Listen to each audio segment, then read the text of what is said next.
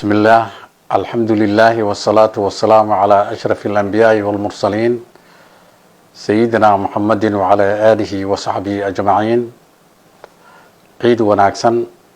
ضمان أمضاها مسلمين تاميل كستو عالم كأيك جوغان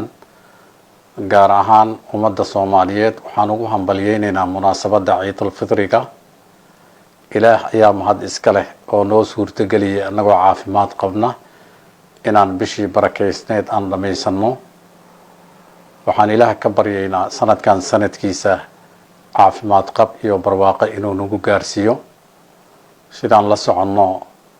muddada ramadaanka uu socday bisha ramadaan ummadaha muslimiinta ay soomayeen caalamka waxaa ka jiray cudurka faafa ee coronavirus ilaah waxaan ka baryaynaa in guud ahaan ummadaha caalamka uu ka badbaadiyo gaar ahaan ummadda Soomaaliyeed meel walba ay joogaan. Assalaamu calaykum waraxmatullaahi wabarakaatuh.